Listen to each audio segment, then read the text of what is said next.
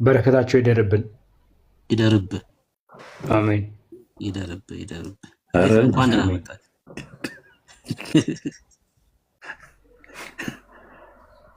አቤት ከባድ ዘሮቻችሁን ከኦርቶዶክስ ሃይማኖት ትምህርት ጠብቁ። እኔ በእውነት እዚሁ ስላላችሁ ነገር የቤተክርስቲያኒቱ ትምህርት የጨቀየ የሰይጣን ትምህርት ስለሆነ ሰውን ከክርስቶስ አርቃ በአጥንት እንዲታመን ቅዱሳን ብሎ በሚል ስም የሰው አጥንት እየተሳመ የሰው አጥንት ተፈጭቶ አጥንትን ስታገኘው ፈልገው በእናትህ አጥንት ምናምን እያልክ ሚዩት አድርግ።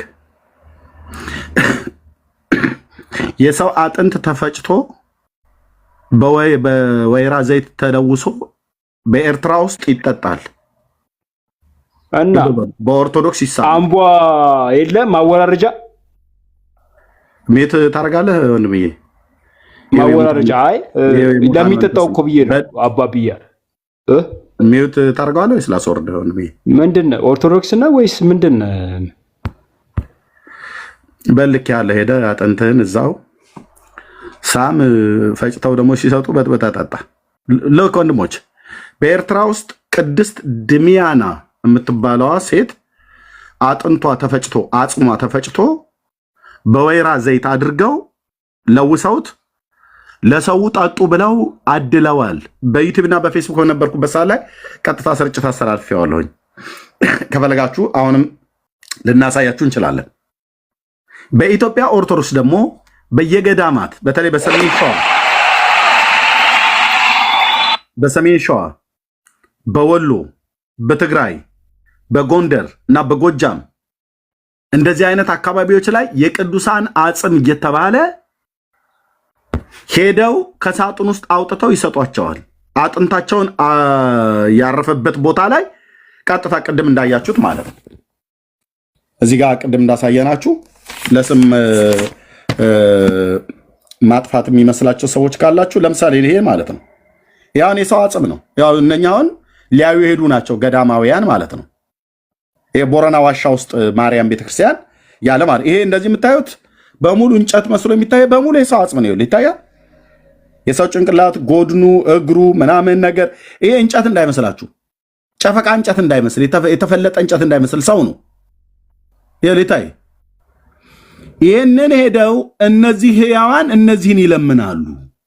እነዚህ ሕያዋን የሆኑ ሰዎች በእግዚአብሔር መልክና አምሳል የተፈጠሩ ክርስቶስ የሞተላቸው በክርስቶስ ታምነው የዘላለምን ሕይወት ለማግኘት የወንጌል ስብከት ሲሰበክላቸው እምቢ ብለው ችኳንታ ተከራይተው አገር አቆራርጠው ሄደው እነዚህን ስመው ይመጣሉ። እናስ የነዚህ አካል ያረፈበት መሬቱን ይሄ እዚህ ጋር ያለው ማለት ነው።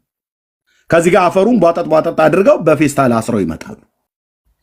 በጥብጠው ይጠጣሉ።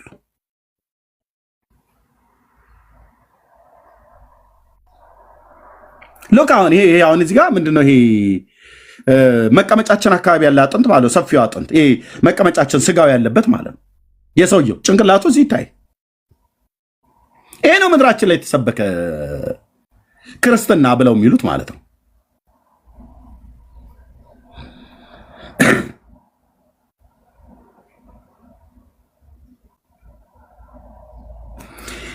እነዚህ የሚሄዱት ሕያዋን የሆኑት ማናቸው? ቆሞስም ሄደው አይተውታል። ወሎ ውስጥ ነው ያለው። ያው ሰውየውም የወሎ ሰው ስለሆነ ማለት ነው። አባ ጊዮርጊስ ዘጋስጫ የተባለው ኢትዮጵያዊ ቄርሎስ ተብሎ የተባለው እና ዘንዶ ያለው መንበሩ ስር ነው። ታቦቱ ባለበት መንበር ስር ነው። በህይወት ያለ ዘንዶ ነው። ልብ በሉ። አቡነ እንድርያስ ዋሻ ውስጥም ሰሜን ሸዋ እርጎና ወተት ነው የሚቀልቡት። ቅድም ልጆቹ እንደሄደው ነው ራሳቸው ያረጋገጡት። የኦርቶዶክስ አማኞች ናቸው። ልብ በሉ። እኔ ይሄንን ቢያስፈልግ በማይታወቅ ሰው አድርጌ ምንድን ነው ላስቀርጸው እችላለሁ። ይሄንን አውሬ ማለት ነው። አየህ፣ በዋሻ ውስጥ እርጎና ወተት እየቀለቡት ያሳድጉታል ዘንዶውን። በቤተክርስቲያን መንበር ስር መንበር ሲሆንና ዘንዶ ያስቀድሳል። ከዛ ወደ ቤተ መቅደሱ ይገባል። ዘንዶ በዘንዶ ሆኗል ማለት ነው። ኦኬ ብርኬ፣ እንግዳውንም አውራው። ያው ቀጥሉ። ኦርቶዶክሳዊ ዘንዶ ማለት ነው። አዎ ባለማተሙ ዘንዶ እንግዲህ ቤተ መቅደስ በሚሉት ውስጥ እንግዲህ ታቦት ይገኛል በሚሉት ውስጥ ነው እንግዲህ የሚኖረው ማለት ነውና ለማን እንደሚሰግዱ እንግዲህ ጥያቄ ማንሳት እንችላለን። እሺ ወንድማችን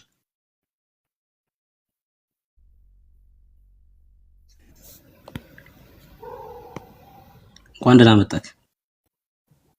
እንኳን ደህና ቆያችሁ። ከየት ቤተ እምነት ነህ? ኦርቶዶክስ ተዋህዶ እምነት። እስካሁን ካሳየነው ቪዲዮ የትኛው ሐሳብ ላይ ነው ማውራት የምትፈልገው? ምንም ሐሳብ የራሴ ሐሳብ ነኝ። እኔ ራሴ ሐሳብ ነኝ። አይ እኔ ስለ አንተ ሐሳብ ሳይሆን የትኛው ርዕስ ላይ ነው ማውራት የምትፈልገው? ርዕስ የለኝም። ርዕስ ፍጠርልኝ ርዕስ። እሺ እኔ ላንሳና ጥያቄ ከዛ እዛ ላይ እናውራ። በቃ ጎሽ። አጽም በመሳም የሚገኝ በረከት አለ? አለ። እሺ መጽሐፍ ቅዱሳዊ ማስረጃ አስጣም። መጽሐፍ ቅዱስ ስታገኘው አንብበው ከመጀመሪያው እስከ መጨረሻው። ስመታ ቃል አንተ ድብና አድርጌ ልሽ ሁሉ አውቃለሁ። ልሽ ሁሉ አውቃለሁ አይደለም ስሜ ልሽ ሁሉ አውቃለሁ። አጽሙን አዎ ልሽ አጣጥሜ ማን ነው አወራርጄ ሁሉ ውጭ ሁሉ አውቃለሁ። የማንን ነው የሳምከው? የፋጤን የፈለከውን አንተ የምታስበውን። እኛማ አጽም የለንም። እኛ እናንተ ናችሁ አጽም ያላችሁ፣ እኛ የለንም አጽም። ጎሽ አባብዬ አጽም እንደሌለ ማመን በራሱ እኮ ቆንጆ እምነት ነው። እምነት ማለት ከዛ አይደል የሚጀምረው? አጽም የሌለህን የት ሄደህ ነው የሳምከው አንተ? የትም ቤት አለክ ድብና አይደል?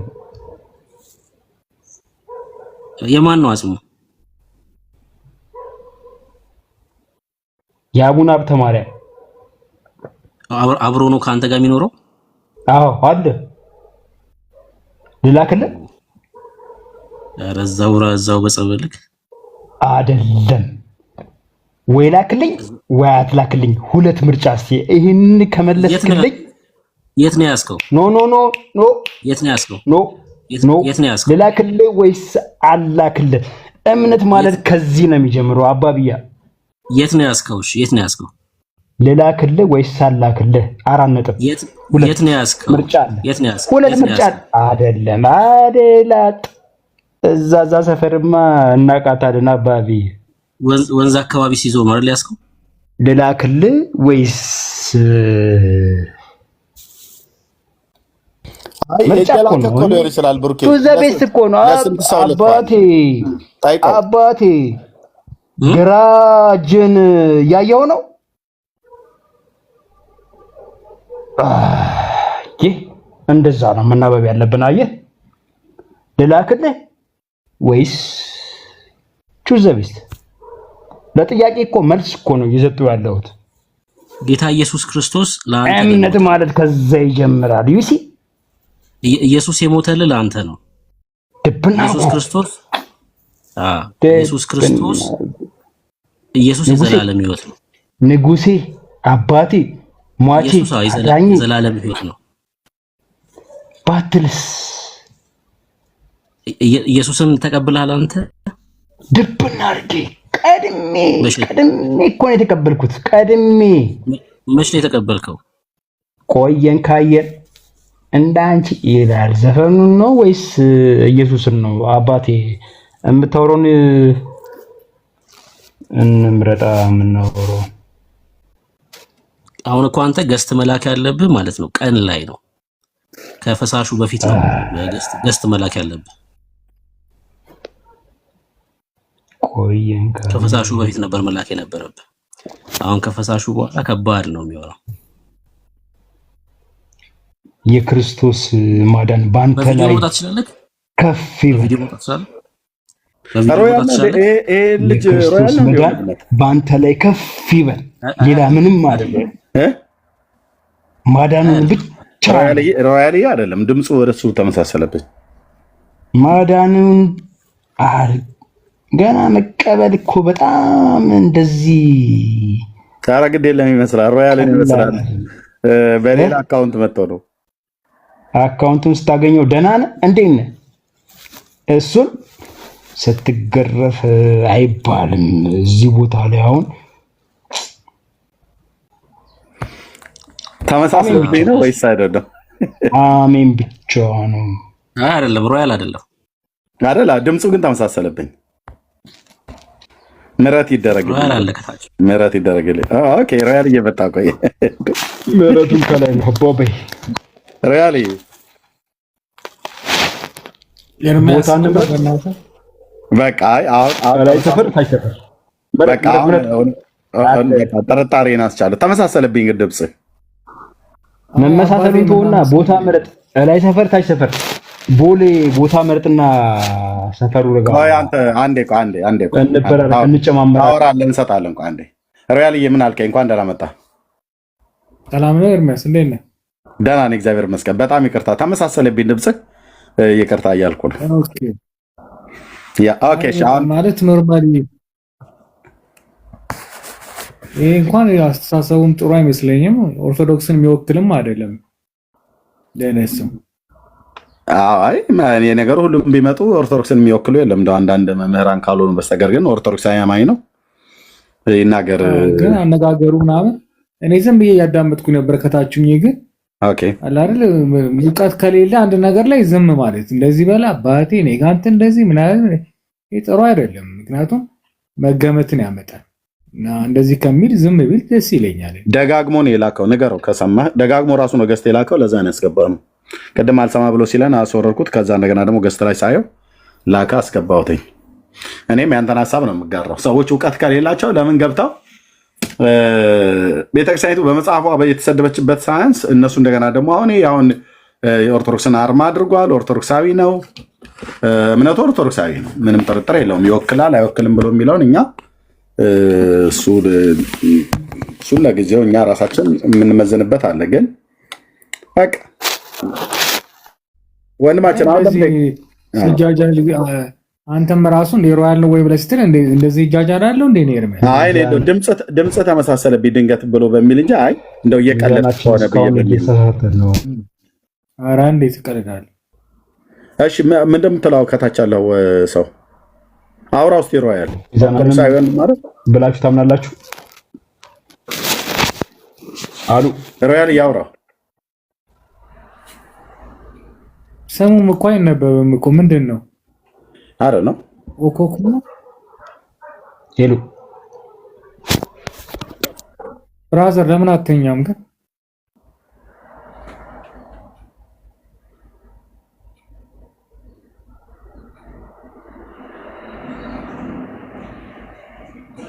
ማይክን ክፈትና አውራን እንጂ ከታች ያለው ሰው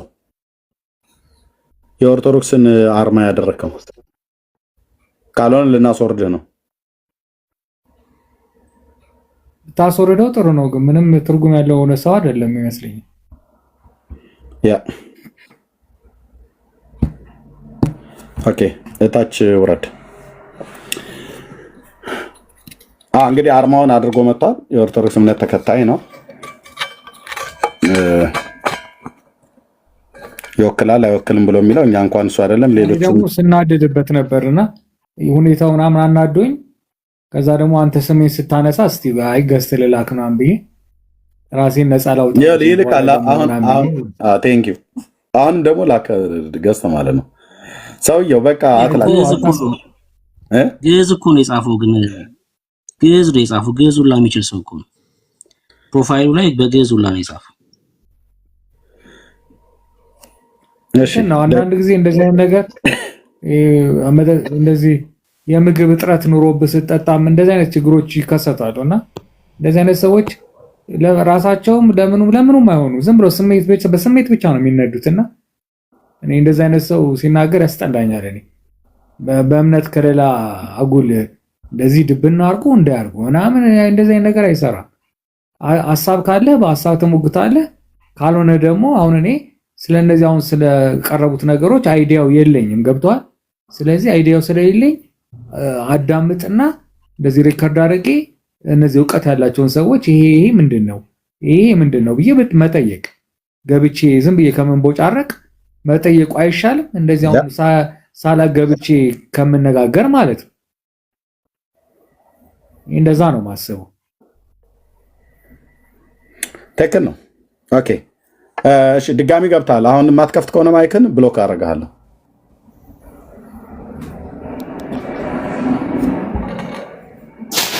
ይቅርታ ያደረግልኝ። ችግር የለውም። ከየት ቤተ እምነት ነው? ኦርቶዶክስ ተዋህዶ። እሺ እንኳን ደህና መጣ። እንኳን ደህና ቆያችሁ። የቀረበው ነገር ላይ ምን የምትለው ነገር ሀሳብ አለ? የቀረበው ሀሳብ ምንድን ነበር? አላየኸው? አላየሁትም። ዩቲዩብ ላይ ያው ቪዲዮን ደግመህ እንዳትልክ እሺ። ዩቲዩብ ላይ ተቀርቷል። ዩቲዩብ ላይ ያውና እዛው መልስ በኮሜንት ዩቲዩብ የሚያስቀምጡ ሰዎች ስላሉ ለዚህ ነው 3 ጊዜ ገብተህ 3 ጊዜ አላየሁትም ብለህ ትላለህ። ቅድም አላስወራ ብለህን ነበር። ደግመህ እንዳትልክ ቀጥታ ነው የምሸኝህ ከላክ ማለት ነው። ምኑንም እኮ የሚያውቀው አይደለም ኤርሚያስ። አሁን የተደረገው ነገር አይተህ እንደሆነ ብዙ ኦርቶዶክሶች አድርገውታል አይደል? ይሄ ፕሮፋይላቸው ላይ ማለት ነው።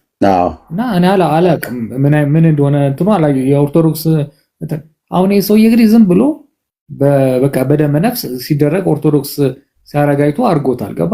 ስለ ኦርቶዶክስ ምንም እውቀት የለውም። እንዲህ አይነት ሰዎች እምነትን ያሰድባሉ። በጣም ነው የምናደድባቸው። እኔ ብዙ ጊዜ እንደዚህ አይነት ነገሮች ደፍሬ አልገባም። ለመሰለህ በቃ ማታውቀው ከሆነ ማዳመጥ፣ በቃ ከታች ነው ማዳመጥ። እኔ ማን ይከለክለኛል? አዳምጠህ መጠየቅ። አሁን ይሄ ሰውዬ ምንም እውቀት የለውም ስለዚህ ጉዳይ ላይ እና እንደዚህ አድርገህ እንደዚህ አጸመለሳለሁ ምናምን እሰማዋለሁ ምን ታመጣለህ ምናምን አለኝ እኔ ጋር ምናምን እኔ አልቀበልም እንደዚህ አይነት ነገር። ምክንያቱም ይሄ እንደውም እምነቱን የሚያሰድቡት እንዲህ አይነት ሰዎች ናቸው። እኔ አሁን የቀደሙን በሙሉ ሪከርድ አድርጌ ይዤዋለሁ እና አሁን ይሄን መጠየቅ እፈልጋለሁ ሰዎች ገባኔ ከኔ አእምሮዬ ውጪ ከሆነ እንደዚህ አይነት ነገሮች ምንድን ነው? ለምሳሌ ይሄ ነገር ምንድን ነው? ታሪካዊ ነገር ነው ወይስ ኦርቶዶክስ በምንድን መልኩ ነው ያስቀመጠችው ይሄን ነገር? ያ ቦታ የተቀደሰ ቦታ ነው የሚለውን ለማሳወቅ ነው ወይስ ምንድን ነው የሚለውን ነገር ትጠይቃለህ ከአዋቂዎች። እነሱ ይሄ ቢሆን ይሄ ነው ብሎ ያስረዳዋል። ከዛ በኋላ ከነሱ ጋር የሆነ ፖይንት ይዘህ መጥተህ እንደ አንተ እንደዚህ ካመጣው ሰው ጋር ትነጋገራለህ ኤርሚያስ ይመስለኛል። እኔ ግን ዝም ብለህ በደመ ነፍሳውን ዘልዬ ገብቼ እንዲህ ነው የምትለው ምንድን ነው እንደዚህ ነው ከምባባል ማወቅ እንደዚህ ተረድቶ መጠየቅ ይሻላል በሚል ነው እኔ ሳዳምጥ የነበረው ቅድም ማለት ነው። ራይት። ይሄም ነው መሆን ያለበትም። ሰው ብዙ ጊዜ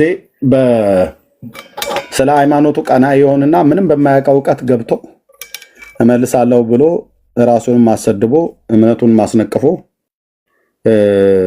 ይወጣል ማለት ነው። በየትኛውም ቤተ እምነት ውስጥ ያሉ ማለት ነው። በየትኛውም ቤተ እምነት ውስጥ ይኖሩ ሰዎች እንደዚህ ነው የሚያስደርጉት። ከዚህ ይልቅ እንዳልከው በእውቀት ላይ የተመሰረተ ነገርን ለመመለስ የሚያውቁቱ ቢገቡ ጥሩ ነበር። አሁን ኦርቶዶክሳዊት ቤተክርስቲያን ሐዋርያዊ ቅብብሎሽ አለኝ ብላ ትላለች ሲሉም ይሰማሉ። የመጀመሪያው ጳጳስ የጳጳሳት ሹመት የክህነት ሹመት ከየት ነው የመጣው? ማን ነው ያመጣው? መቼ ጀመረ ብሎ የሚለውን በቤተክርስቲያኒቱ ታሪክ ውስጥ ሁለት አይነት አለ። የመጀመሪያው በብፁዕ አቡነ ባስልዮስ የዛሬ 60 ዓመት በንጉሱ ዘመን ማለት ነው የተሾሙ ጳጳስ አሉ። የመጀመሪያው ጳጳስ ከእሳቸው በፊት ደግሞ ከአራተኛው እስከ 6ኛው መቶ ክፍለ ዘመን ተነሱ ተብሎ የሚባሉ አባ ፍሬምናጦስ የሚባል አቡነ ሰላማ ከሳቴ ብርሃን ከግብፅ ሀገር ጵጵስናን ከአትናቴዎስ ተሾሞ ታቦት ይዞ መጣ የተባለ የመጀመሪያው ጳጳስ የሚባል አለ። ሁለቱም ታሪክ አሳፋሪ ነው። በተለይ የፍሬምናጦስ የሚባለው ታሪክ የዛሬ በ4ኛው መቶ ክፍለ ዘመን ነበር ተብሎ የሚባለው በአብርሃ አጽብሃ ዘመነ መንግስት ማለት ነው። ሁለቱ የትግራይ ተወላጆች አብርሃ አጽብሃ የሚባሉ ወንድማማቾች ንጉስ ሆነው በነበሩበት ዘመን የነበረው ጳጳስ ከግብፅ ሀገር መጣ የተባለው ጳጳስ ጵጵስናውን ሲሾም በባለፈው እንዳሳየ ነው ከጌታ ከኢየሱስ ክርስቶስ ከጌታ እናት ከማርያም ከቅዱሳን መላእክት ሁሉ ጨምረው ነቢያቱ ሐዋርያቱ ሁላቸውም በየተራ ከንፈሩን ስመውት ነው ከግብፅ ሀገር ጵጵስናውን ተቀብሎ መጣ ብሎ የሚለው ይሄው ገድሉ መጽሐፉ ማለት ነው። ከፍቼ ነው ያሳየሁት። ኦኬ ከመንበረ ማርቆስ ነው ጵጵስናውን ያመጣኑ ወይ ደግሞ የሐዋርያው ቅብብሎች ብሎ የሚል በታሪኩ ላይ ሊያወራ የሚችል ቅዱስ የእግዚአብሔር ልጅ ምስክሬ ነው። አንድ ሰው አይኖርም። ካለ ይግባ። ካለ ገብቶ እስኪ ያወሩ። የኦርቶዶክስ ሐዋርያዊ ቅብብሎሽ በእውነት ከግብፅ ሀገር መጣ የተባለው ከመንበረ ማርቆስ መጣ የተባለው እሱ እውነተኛ የሆነ ታሪካዊ አመጣጥ ነው? አሁን ብፁዕ አቡነ ማትያስ እጅ ላይ ያለው የፓትርያርክነት የሊቀ ጳጳስነት ስልጣን እውነት ከነ ጴጥሮስ የተገኘ ነው? ይሄንን ቼን ወይ ደግሞ ይሄንን ሰንሰለት ይሄን ቅድመ ተከተል ይዘን ስንሄድ የት ጋር የምናርፈው? የዛሬ 60 ዓመት ምንድን ነው? በንጉሱ ዘመን ብፁዕ አቡነ ባስልዮስ ናቸው ለመጀመሪያ ጊዜ ጳጳስ የሆኑት በኢትዮጵያ ኦርቶዶክስ። በ1600 ዓመት ታሪኳ ውስጥ በሙሉ ከግብፅ ነበር እስላም ጳጳስ ሆኖ የመራት ቤተክርስቲያኖች እኮ ነው ኦርቶዶክስ። እስላም ማናቸው የጻፉት? ብፁዕ አቡነ ጎርጎርዮስ ሁሉ ጽፈውታል። የኢትዮጵያ ታሪክ መጽሐፉ እጄ ላይ አለ። አትቆሙም ኦርቶዶክሳውያን። ታሪካችሁን ላነበበ ሰው የተዝረከረከ የሚያሳፍር ውሸት የተቀላቀለበት አንድ መዓት ታሪክ ነው ያላችሁ። ልትናደር ትችላለህ፣ ጉዳይ ነው። ሰድባይ ልትወጣ ትችላለህ፣ ጉዳይ ነው። አይመለከተኝም። እንዳነበበ ሰው ግን የምነግርህ ማለት ነው። ብፁዕ አቡነ ባስልዮስ አቤት፣ ቆይ እሰጣለሁ። ብፁዕ አቡነ ባስልዮስ በጃንሆይ ዘመን ማለት ነው የመጀመሪያው ጳጳስ። ከሳቸው ቀጥሎ ብፁዕ አቡነ ተክለ ሃይማኖት ናቸው። ከሳቸው ቀጥሎ ብፁዕ አቡነ ቴዎፍሎስ በደርግ የተገደሉት። ከሳቸው ቀጥሎ ብፁዕ አቡነ መርቆሪዎስ የአሜሪካ ሀገር በስደት የነበሩት ጠቅላይ ሚኒስትር ዶክተር አብይ ይዟቸው የገባው ባለፈው ያረፉት ማለት ነው። ከሳቸው ቀጥሎ ብፁዕ አቡነ ጳውሎስ ከጠቅላይ ሚኒስትር መለስ ዜናዊ ጋር የሞቱት ማለት ነው።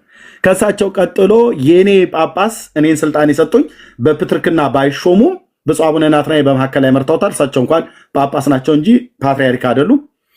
ከብፁዕ አቡነ ጳውሎስ ቀጥሎ ብፁዕ አቡነ ማትያስ አሁን ያሉት ማለት ነው። በሙሉ የመጡት በፖለቲካ ነው። በሙሉ ብፁዕ አቡነ ማትያስና ብፁዕ አቡነ ጳውሎስን ያመጣው ወያኔ ነው። ለምን አልነግርህም?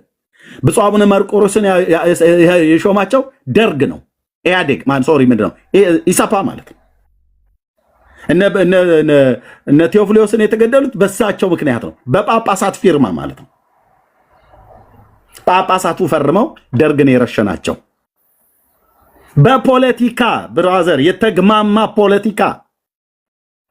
እኔ ሳቄ የሚመጣው ብፁዕ አቡነ ማትያስ እጅ ላይ ያለው ፕትርክና ከጴጥሮስ ነው የመጣው ብላችሁ ስትሉ ነው በጣም ሳቄ የሚመጣው። በየትኛው ታሪካችሁ? በየትኛው ማስረጃ? አማራው ስልጣን በሚይዝ ሰዓት ላይ አማራውን አልነበር እንዴ ሲያስቀምጥ የነበረው? ትግሬው ሲገዛ ትግሬውን አልነበር እንዴ እየመረጠ ሲያስቀምጥ የነበረው ጵጵስና? ብፁዕ አቡነ ጳውሎስ ምንድን ናቸው? ትግራዋይ። ብፁዕ አቡነ ማትያስ አሁን ያላችሁ ማለት ነው ትግራዋይ። ብፁዕ አቡነ ጳውሎስ ሲሞቱ አይደል ብፁዕ አቡነ ማትያስ የመጡት?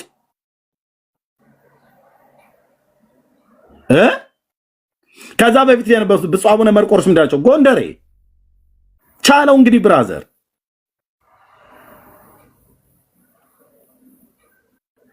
ቺት ቤተክርስቲያን በእውነት ከሐዋርያዊቱ ተቀባብላ የመጣችልህ 60 ዓመትህ ነው። 60 ዓመት ጳጳስ መስሎን ከጀመራችሁ 60 ዓመታችሁ። 1600 ዓመት ግን ብፁዕ አቡነ መርቆሬዎስ የሸዋው ሊቀ ጳጳስ በጻፉት መጽሐፋቸው ላይ ከግብፅ በስንት ኪሎ ግራም የሚመዘን ወርቅና የምድራችንን ዳይመንድ ለግብፅ ጳጳሳት እየከፈልን እኮ እስላም ጳጳስ ሆኖ እኮ መጥቶ የኢትዮጵያ ኦርቶዶክስ ቤተክርስቲያንን ባርኮ ይሄደዋል። ይሄ የአደባባይ ታሪካችሁ ነው። ልታፍሩ ነው የሚገባው። እናንተ ትናንትና ነው የመጣችሁት፣ የሐዋርያዊ ቅብብሎሽ የላችሁም ብሎ ሲል እኔ በጣም ነው የሚያበሳጨኝ።